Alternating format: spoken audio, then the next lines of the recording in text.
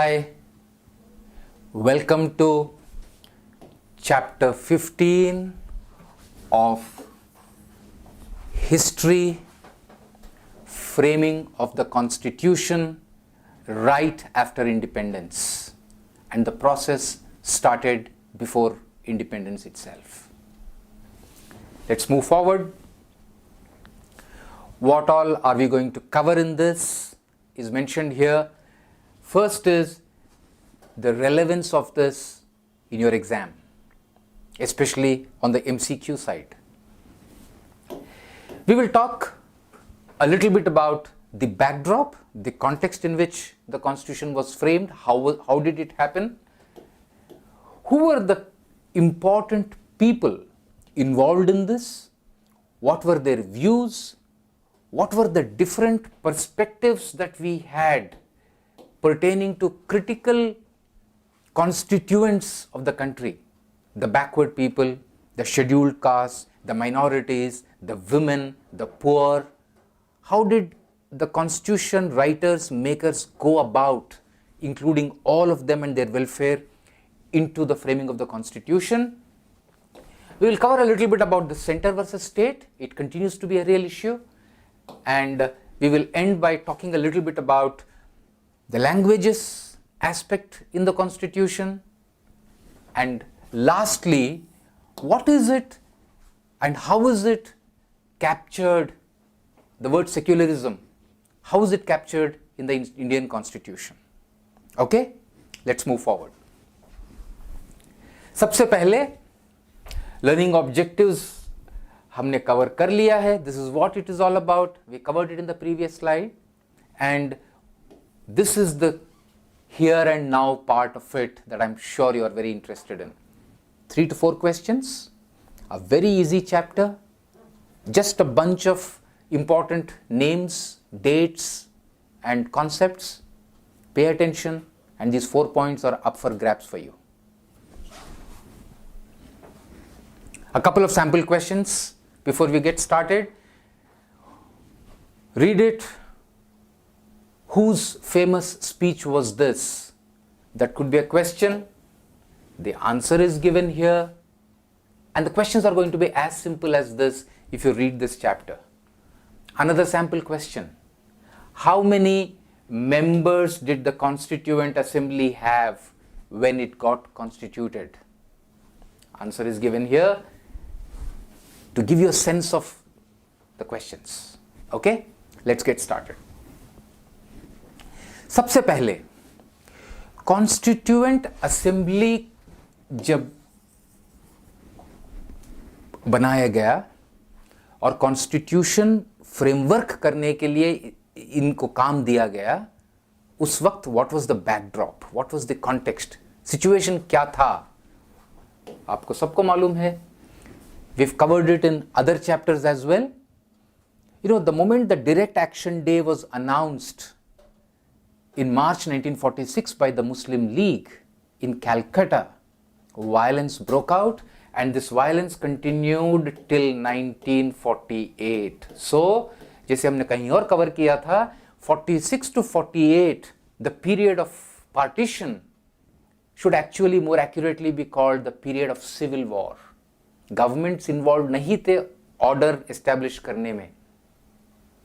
It was self-appointed representatives of different religious groups, cultural groups, geographical groups, they took over. ये बहुत important context था. दूसरा बहुत अहम बात ये है कि on the surface of it there was this Hindu-Muslim tension. Okay, but many historians, many political scientists, they also point out something to us. वो कहते हैं कि क्विट इंडिया मूवमेंट में the kind of communal harmony and togetherness that was demonstrated by different communities was exemplary.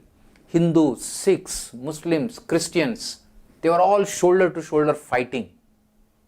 Okay? Similarly, those who participated in the struggle for independence, it was a little armed struggle anchored by Subhash Bose. वहां पर भी ये देखा गया. And you know, the mutiny that happened in Bombay of the Royal Indian Navy also demonstrated this unity.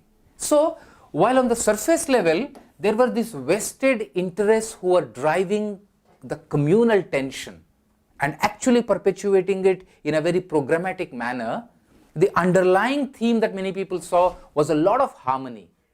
And one interesting, the joker in the pack, usi backdrop mein were these Maharajas.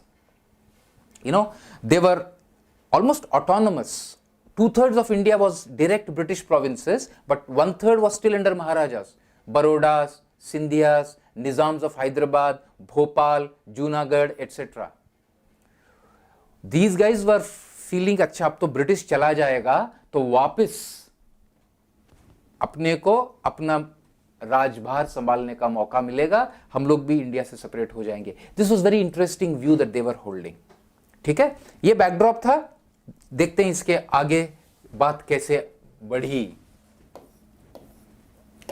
You know, as you are aware, the provincial elections, which had about 12 to 14% of adults franchised, they had the right to vote.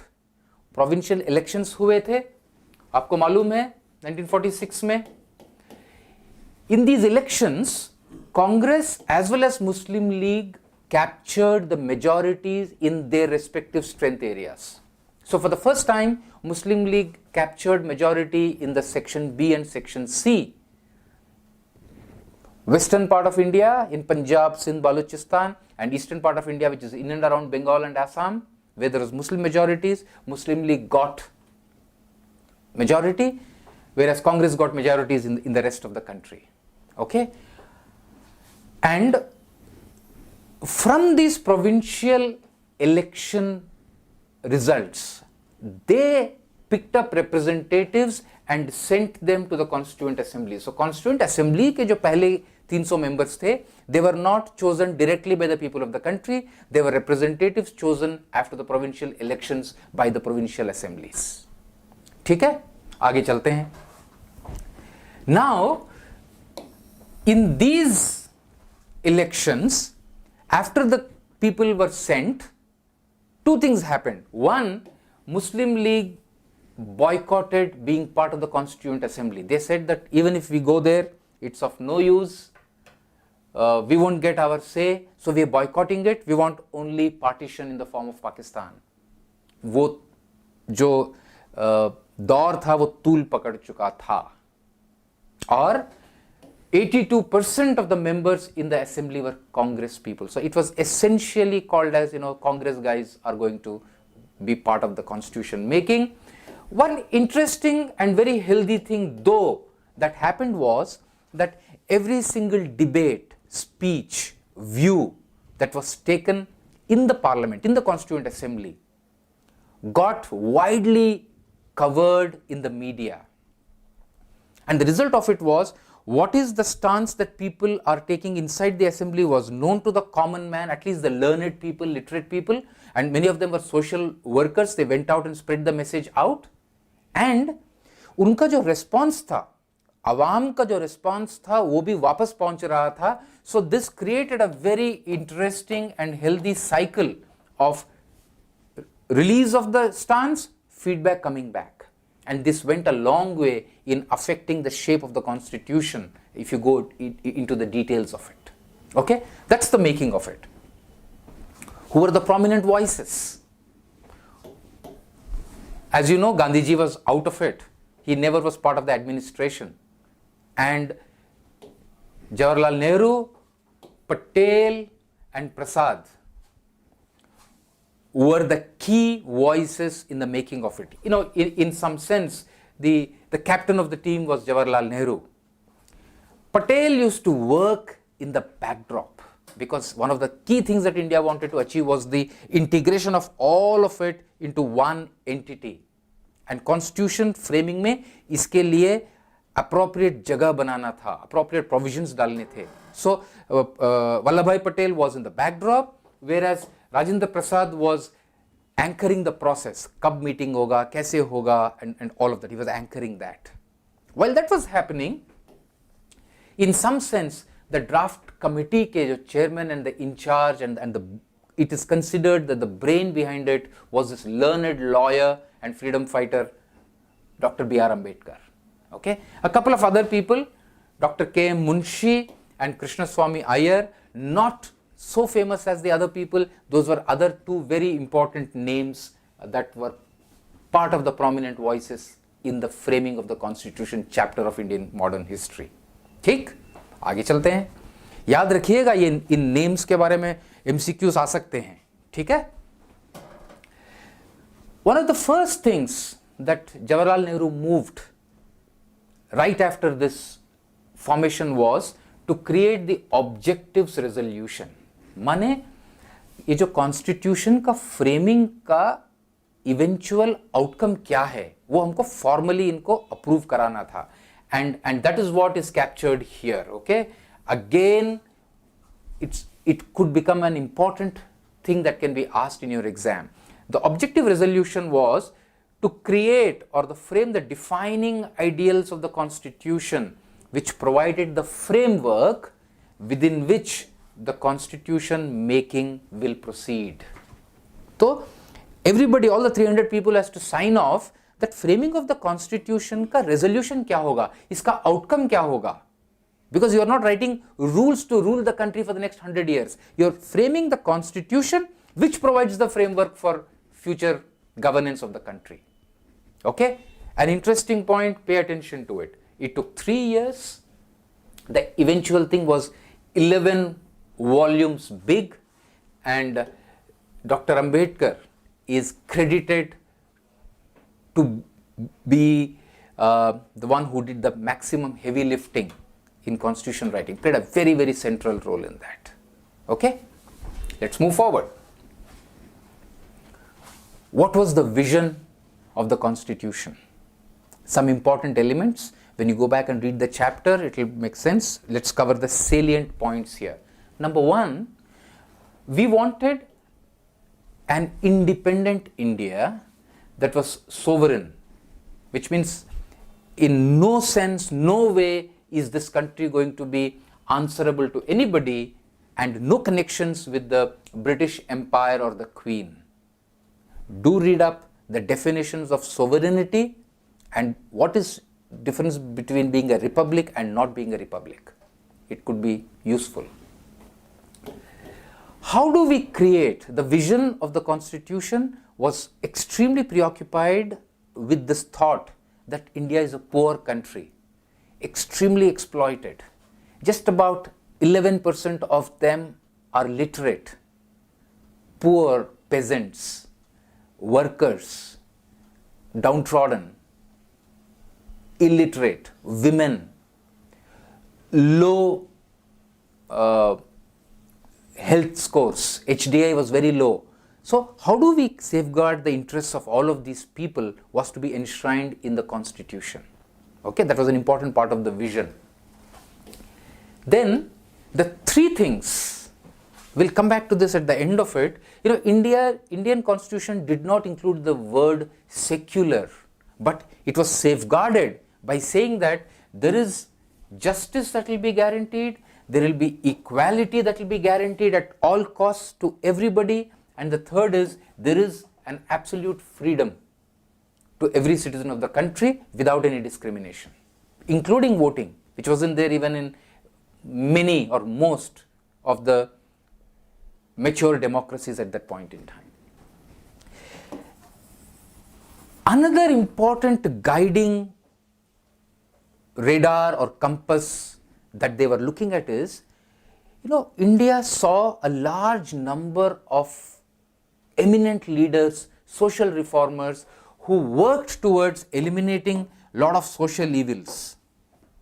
So एक और बहुत important नजरिया था constitution makers, the founding fathers का, कि इनको हम constitutionally कैसे प्रोवाइड करें कि इनको अबॉलिश किया जाए, इनको खत्म किया जाए. Child marriage, remarriage of the widow. You know, the end of Sati happened some time ago, if you remember.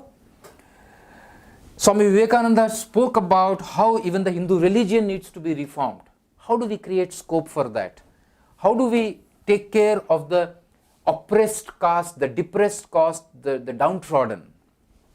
How do we take care of the socialists or the workers? And different groups, different people were working towards this. Constitution wanted to include all of it in its vision-making process from 1946 to 1950. Okay, let's move forward. Now, when the debates began in the Constituent Assembly, there were these 4 different segments. Let's pick each one of those and spend a minute each, जिसके बारे में बहुत intense debates हुए थे. सबसे पहला था about the minorities. And you know, it kind of gets exaggerated, or excess focus comes on Muslims, but it means for all the minorities, the Muslims, the Sikhs, the Parsis, the Isais, the Jains, the Buddhas, and all of them. Okay, so there was one member from Madras, Pokar Bahadur. His speech on 27th August 1947 is one of the well referred speeches for the next few decades, and he spoke about why the separate electorate must continue for Muslims. Okay? उन्होंने कहा था ये अलग अलग होना चाहिए, whereas lot of other people, senior leaders said that no, don't create this, इससे दरारें और बढ़ेंगी. Debate was, should the separate electorate continue or should it be ended? And interestingly, not all Muslims were in favor of this. आप सोचेंगे कि ये जो argument है, maybe Muslims would be in favor and Sikhs or Isais or Parsis or Hindus would be against it. That wasn't the case, very interestingly. Because the argument also was that if you do it for Muslims, what about others? What about this group? What about that group? और कहाँ तक इसको आप slice करते चले जाओगे? So eventually what happened was, it was agreed that this kind of an approach actually self-destructive. Instead of forming bonds, it will separate people, it isolates group from one another. So India as a country took a very wise decision of doing away with this. There were other ways, other mechanisms by which reserved constituencies, etc. are practiced in India. We will cover that elsewhere, but separate electorates based on religious identity was done away with. Very important part. You must keep this as an important part of the chapter. The second one, Professor N.G. Ranga had worked for the poor and the downtrodden all his life. He was a Gandhian who dedicated his life for the Indian independence, but also for the emancipation of the poor. And he said that the real minorities are not the religious minorities. Don't look at it like that. He said the real minorities of the country are those who are economically backward, who are left backward because they haven't got access to education. And he fought very hard in the constitution framing for these people, and a lot of it got enshrined. And all of this, zamindari system in India got abolished. If you remember, in some other chapter we covered this, saying that the reason why Congress and Muslim League did not come into a coalition in United Provinces was because Congress wanted to abolish zamindari system. Congress wanted to do away with this. It was informal, but bonded labor was very real. You would have seen, or if you go back and watch some movies of 50s and even up till 60s, there are these poor and downtrodden zamindar ke lands के बाहर पड़े रहते हैं, and generation after generation they are serving the zamindar. All of these reforms happened due to efforts in the constitution framing and led by many people, including Professor N.G. Ranga. And as I said, this is what he said: the real minority are the weak and the poor. Okay, so we've covered the religious group, separate electorate as one segment. We've covered the economically backward. Let's move forward and talk about the caste-based system and what it had done to India in the previous 200, 300, 500 years. And all of this, lot of degeneration of practices had happened. And people like Raja Ram Mohan Rai, Swami Vivekananda, Dr. B.R. Ambedkar, large number of people had worked on it in the previous 100 years. And in constitution framing, this was addressed. And one of the speeches again is of one Jaipal Singh. He spoke very passionately. You can read up about it. And one of the things that he said while speaking on behalf of all the members who are fighting for this is that ऐसा नहीं है कि ये लोग numerically, the Adivasis, the backward castes, the origin, in that sense, the original Indian Adivasis, who you can trace them. Even today, if you go to Andaman Nicobar Islands, there are some Adivasis who are not touched by modern technology. And those people were there in India for large parts of the 19th century and early 20th century also. They said that it is not that they are numerically small. They comprise 25% of India's population.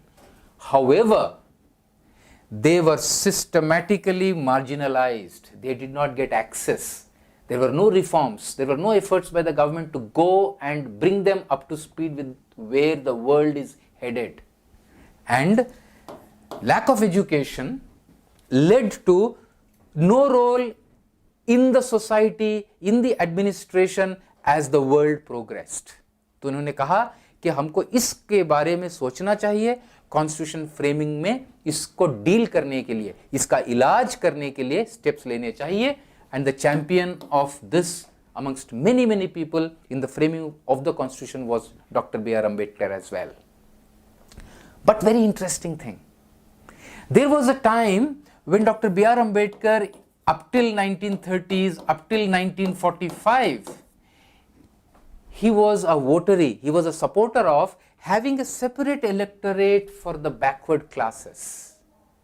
But very interestingly, and this talks about the wisdom of this man, when he saw the separate electorate conversation based on religious identity leading to complete disruption of communal harmony, he gave up the demand after the partition and said, no, I'm making a shift. We should not erect more walls by talking about separate electorate for the castes or the oppressed sections of the society. We must integrate them, give them rights. Why can they not be on top of the pyramid, and why should any crumbs be thrown at them?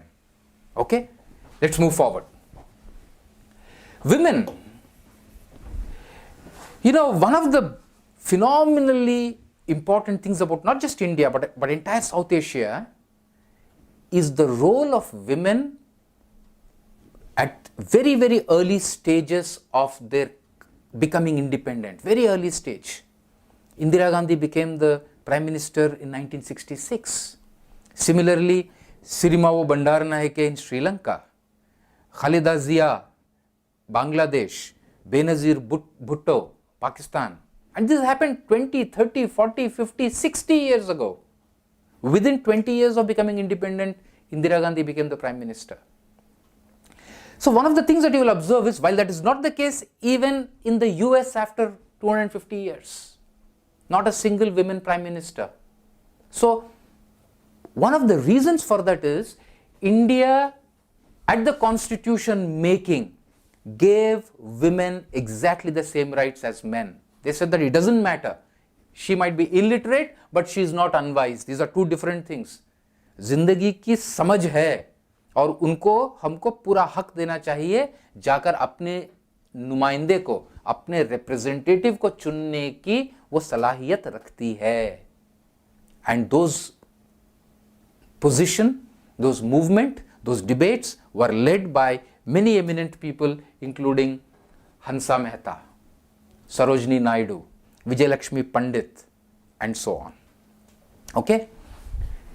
Voting rights for women.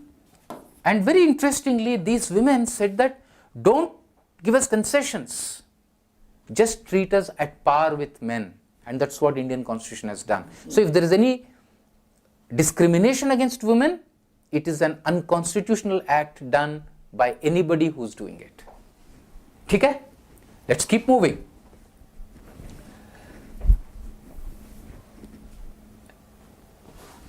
Constitution has happened. One of the last chapters of Constitution was about how do we deal with center or union versus state. For example, even Pandit Nehru was extremely keen for a very strong center, and he was supported by a few senior leaders including Sardar Patel, because we were dealing with some very challenging issues at that point in time, and their worry was if we weaken the union and strengthen the states, ऐसा ना हो कि they start seceding, they start moving away, and the entire country just goes asunder. Okay? The debate in the parliament also had people who had a very different view and who said that, giving away lot of powers to the states doesn't mean you become weak, it actually means that you feel strong about it. That entire debate led to subjects being split into 3 lists called the union list, the state list and the concurrent list, which means कौन सा subject किसके दायरे में आता है, who is the boss. For example, all of defense comes under union list. All of land which is locally held or sales that happens locally, it comes under the state list. And there are some things like education, for example, that come in the concurrent list. Concurrent list means it applies to, and there is a say, there is a role for both the state government and the union government. One additional feature was put in called that if there is a crisis, if there is an administrative breakdown for any reason, they created something called as an Article 356, in which case the central government or the union government can dismiss the elected state government and take over the administration. It is considered not a good thing to happen, but there are times when this has happened, and the first time this was applied was by Jawaharlal Nehru himself. We covered it in some other chapter, I'll skip that here. Now, where do the monies come from? What resources belongs to whom? This was obviously covered in this part of the Constitution, and things like the customs duty, the corporate taxes, that all of those belongs to the center, whereas land related taxes, sales taxes, property estate related taxes belongs entirely to the state. And then there is money, taxes that are coming from your excise and income tax, that is shared between the center and the state in a certain ratio based on certain formula. Okay? So center and state में अगर आप इसका निचोड़ निकालेंगे, so ये argue कर सकते हैं आप as a student of political science and history that there was a little bit of a bias towards the union and away from the state in the making of the Constitution. Okay? And as we proceeded in the last 75 years, there were amendments that have happened which tried to restore a little bit of a greater balance towards the middle. But at the time of Constitution framing, this is something that you must keep in mind, and this itself could be a true or false kind of a question for you. Take? Keep moving. Another big controversial point that was there at that time, and that has continued, and that is again live with one comment that film star Ajay Devgan made a few weeks ago, which is about the language of the nation. There was a debate about declaring one particular language as a national language. Gandhiji wanted this to be Hindustani. You know, Hindustani was where it's not pure Hindi, it's not pure Urdu, it's not pure Sanskrit. Hindustani was the language spoken on the streets of India, which had lots of imports from various languages. It came from Awadhi, it came from Maithili, it came from Persian, it came from Turkish, it came from Sanskrit. And he said that that one should be or could be the official language. So इस debate में सबसे पहले national language कुछ है करके उसको हटा दिया गया. उन्होंने कहा कि नहीं, कोई नेशनल लैंग्वेज नहीं है, ऑफिशियल लैंग्वेजेस हाँ बिल्कुल होंगे और कई सारे होंगे. Okay, and after a lot of debate, these two got eliminated and Hindi became one of the official languages along all the leading languages of India, whether it is Tamil, Telugu, Assamese, Bangla, Marathi, and so on.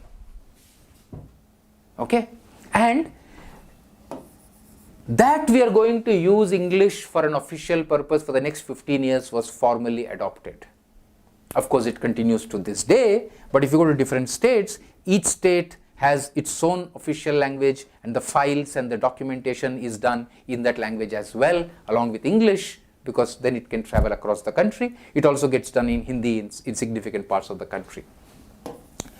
Language के issue का बहुत गहरा असर होता है local population के ऊपर. You know, there is a saying that language is a threshold to a culture. If you want to demolish or destroy a culture, you start discriminating or ending the use of that language. Because अगर बच्चे को संस्कृत पढ़ना नहीं आता, तो वो रामायण संस्कृत में वाल्मीकि ने लिखा है तो वो कैसे जानेगा? या if Tamil goes out of fashion or Punjabi is not spoken in Punjab as a country, if kids are not taught that in school. So when Hindi was being pushed during the initial days, there was a tremendous pushback led by, as we've covered in some other chapter, led most prominently by the Dravidian movement from Tamil Nadu. There was a very violent push, and it was supported all across the country by people who thought that the domination of one language will actually kill the culture and it will diminish our identity, and that will be very detrimental to the long-term future of our region, of our culture. Very rightly so, but this got accommodated thankfully, and we as a country have progressed, and very comfortable as a country we are with multiple languages, and kids, any kid in India, any child, any student is comfortable speaking 2, 3, 4, 5 languages depending upon which city he is growing up in or she is growing up in. Very interesting, very important and very fascinating part of India's journey after independence. One exceptional feature while we get to the close of this session about the Indian Constitution was, I have mentioned it earlier also, every adult gets a voting right, done on day one.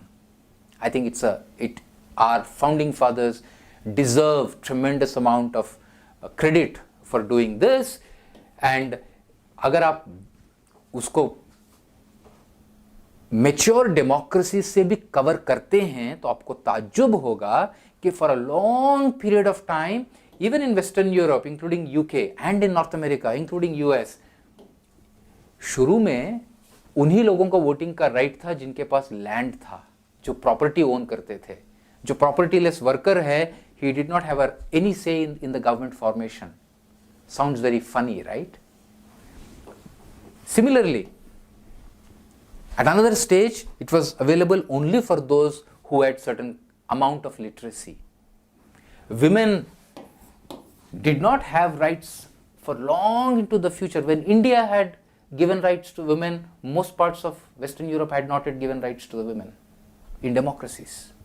This is one phenomenally forward-looking step that India took on day one, and you and I as citizens of this country, not just as students of political science or modern history, we must be aware of it and keep this in mind when we study the way India has progressed. Last is the whole story about secularism. You know, the way India dealt with secularism, again I think it needs tremendous amount of credit. They said that you will have freedom of religion. There was no mention explicitly of the word secularism. Okay? They said you have a freedom of religion. You have freedom of your culture. And religion को और culture को अलग करके देखा गया. For example, the way a Punjabi Hindu and a Punjabi Muslim, they lived together before partition is exemplary. Culturally they were Punjabis, ethnically they were Punjabis, but religion wise he practices Islam and she practices Hinduism or Christianity for that matter. Okay? Right to education. Nobody can be denied education based on any tag other than being a citizen or a person. Right to equality. So India dealt with secularism just as it dealt with many subjects by addressing something even more core and not lift it at a surface. Okay? And the way India deals with religion as a country is not by separation of state from religion. It is not agnostic like China or Russia. They deny existence of religion. कोई वास्ता नहीं उसके साथ.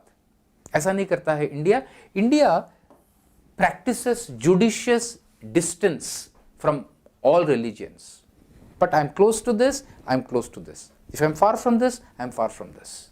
A very important and very wise part of our constitution making comes from language as well as secularism. We finish the chapter. Let's quickly take a look at a few questions before we finish it. There are sample questions that I have put together.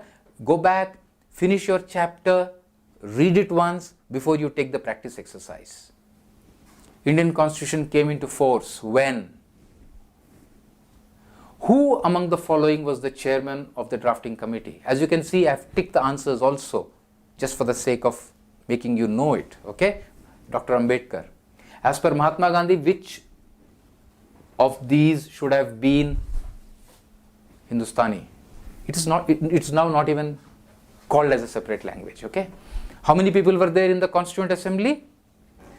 Elected and sent. Okay. That brings us to the end of this session. Have fun reading it. It's a very important chapter. 4 marks to be taken. And you know, not much expanse. A bunch of names, a bunch of events, and a bunch of dates. That's it. Okay?